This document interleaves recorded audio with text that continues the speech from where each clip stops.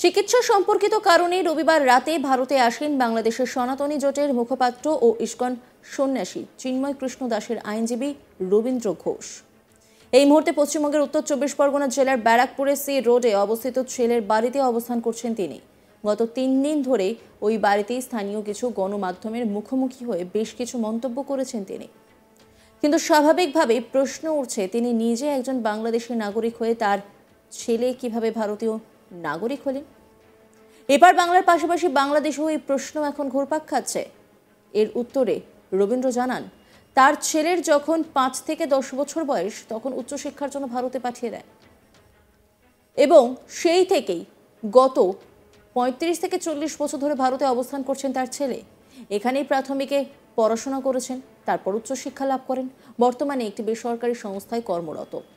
আগামী ২রা জানুয়ারি চট্টগ্রামের আদালতে চিন্ময় কৃষ্ণ দাসের শুনানি রয়েছে। তার আগে সে দেশে গিয়ে মামলা লড়বেন বলেও এদিন ফের একবার জানিয়েছেন তিনি, বাংলাদেশের সুপ্রিম কোর্টের আইনজীবী রবীন্দ্র ঘোষ।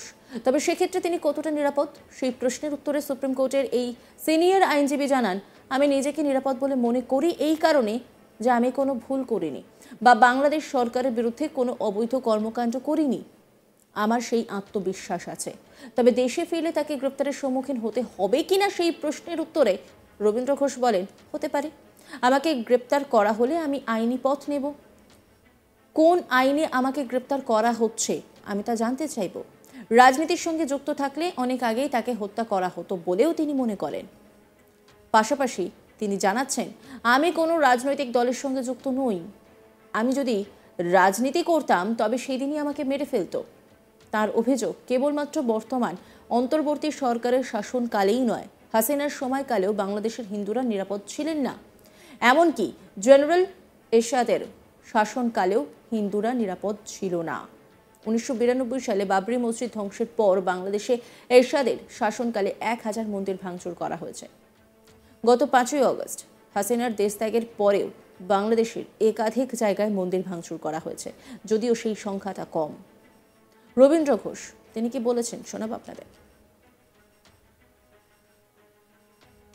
আমি যখন ছোটবেলায়, ওরা দিল ৫ বছর ১০ বছর, তখন আমি ওকে এখানে পাঠিয়েছি সে লেখাপড়া করার জন্য, সেখানে নাগরিক হয়ে গেছে। কিন্তু আমি তো সেটা ভাবে পাঠাই নাই। সে বাই ডিন্ট অফ বার্থ যেভাবে হোক সে ৫ বছরের মধ্যে তাকে আমি এখানে পাঠিয়েছি। সে মানে প্রাইমারি থেকে লেখাপড়া করে। হ্যাঁ, এখন তার বয়স হলো 36। মানে তখন হিসাব মতো মানে বাংলাদেশের ক্ষমতায় কারা ছিল সেই সুবিধে? হ্যাঁ, বাংলাদেশের সেই সময় ক্ষমতায় কারা ছিল? আওয়ামী লীগ তো ছিল তখন, বোধহয় আওয়ামী লীগ ছিল। তাহলে আপনি আওয়ামী লীগ ছিল, আপনারা মনে করেন আওয়ামী লীগের আমলে হিন্দুরা সেফ ছিল, তা সেই সময় আপনি কেন তাহলে পরিবারের কাউকে পাঠাবেন না? তখনও সেফ ছিল না। না, তখনও সেফ ছিল না। আওয়ামী লীগের আমলে হিন্দুরা সেফ ছিল না। এরশাদের আমলেও সেফ ছিল না।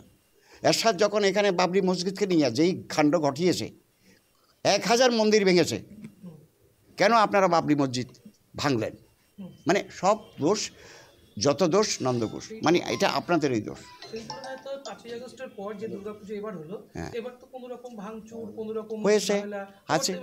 হয়েছে। আমি কয়টা দেখাবো আপনারে? হ্যাঁ হয়েছে, কয়টা দেখা? আপনারা না জেনে কথা বলবেন না।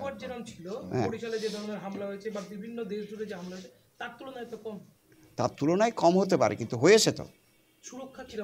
সুরক্ষা আমি মনে করি সুরক্ষা অপ্রতুল। এদিকে ব্যারাকপুরে বাড়িতে রবীন্দ্র ঘোষের অবস্থানের কথা জানতে পেরে গত মঙ্গলবার বিভিন্ন সময়ে তার সঙ্গে সাক্ষাৎ করেন সমাজের বিভিন্ন পেশার মানুষ।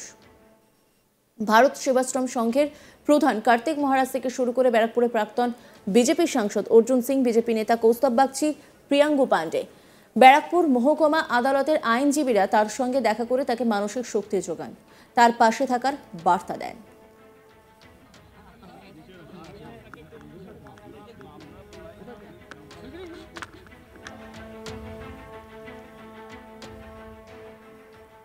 এই গোটা বিষয় নিয়ে একটি রিপোর্ট তুলে ধরেছেন আমার কলিগ দীপক দেবনাথ, দেখাবো আপনাদের। দেখো, বাংলাদেশের সনাতনী জোটের মুখপাত্র চিন্ময় কৃষ্ণ দাসের যে আইনজীবী রবীন্দ্র ঘোষ, তিনি বর্তমানে ভারতে অবস্থান করছেন এবং মূলত চিকিৎসার কারণে তিনি গত রবিবার রাতে তিনি ভারতে আসেন এবং এই মুহূর্তে তার যে ছেলের বাড়ি আছে ব্যারাকপুরের সি রোডে, যে রাহুল ঘোষ, তার বাড়িতে রয়েছেন তিনি। এবং স্বাভাবিকভাবে একটা প্রশ্ন উঠছে যে তিনি একজন বাংলাদেশি নাগরিক, অথচ তার সন্তান তিনি ভারতীয় নাগরিক।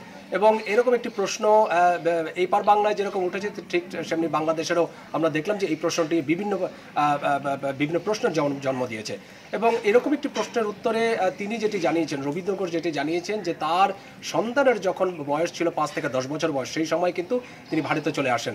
এবং তাদের যেটি অভিমত ছিল যে পরিবারের সদস্যদের পাশাপাশি তার যে সন্তান, তারাও চেয়েছিলেন যে উচ্চশিক্ষা লাভ দরকার এবং উচ্চশিক্ষার জন্য তারা তখন ভারতে চলে আসেন এবং সেখানেই পড়াশোনা করেন, এখানে উচ্চশিক্ষা লাভ, এবং বর্তমানে তিনি একটি বেসরকারি সংস্থায় কর্মরত। তো স্বাভাবিকভাবেই এই প্রশ্নের উত্তরে তিনি জানিয়েছেন যে সেই সময় তাদের কোনো উদ্দেশ্য ছিল না, তাদের উদ্দেশ্য ছিল যে ছেলেমেয়েকে, তাদের যে সন্তান, তাদের সেই সন্তানকে ভালো করে উচ্চশিক্ষায় শিক্ষিত করবেন। এবং সেই কারণেই সেই সময় আজ থেকে প্রায় 40 বছর আগে তারা সেই বাংলাদেশ থেকে এই ভারতে চলে আসেন এবং সেখান থেকেই, সেই সময় থেকেই কিন্তু কার্যত এই ব্যারাকপুরের এই যে সি রোডের যে তাদের যে বাস, এবং সেখানেই বসবাস করছেন। এবং পাশাপাশি তিনি এও জানিয়েছেন যে আগামী 2রা জানুয়ারি এই চিন্ময় কৃষ্ণ প্রভুর যে শুনানি রয়েছে চট্টগ্রাম আদালতে, এবং তার চিকিৎসা শেষ করে তিনি কিন্তু ঢাকায় ফিরে যাবেন এবং সেখান থেকে তিনি চট্টগ্রামে যাবেন, কারণ সেখানে কিন্তু আইনি সওয়াল রয়েছে।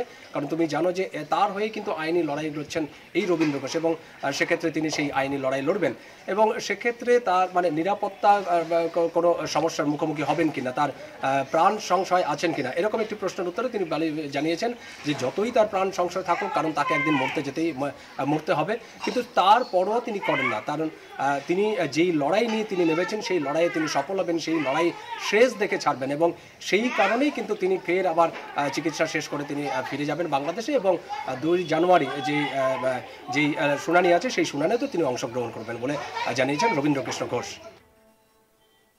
চিন্ময় কৃষ্ণ প্রভুর আইনজীবী রবীন্দ্র ঘোষ কি বলেছেন শোনাবো আপনাদের।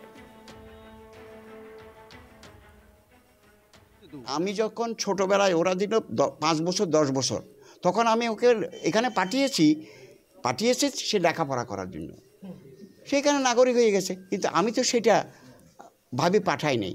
সে বাই ডিন্ট অফ বার্থ যেভাবে হোক, সে 5 বছরের মধ্যে তাকে আমি এখানে পাঠিয়েছি। সে প্রাইমারি থেকে লেখাপড়া করে, হ্যাঁ, এখন তার বয়স হলো 36।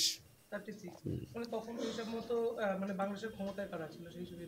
হ্যাঁ, বাংলাদেশের সেই সময় ক্ষমতায় কারা ছিল? আওয়ামী লীগ তো ছিল তখন, বোধহয় আওয়ামী লীগ ছিল।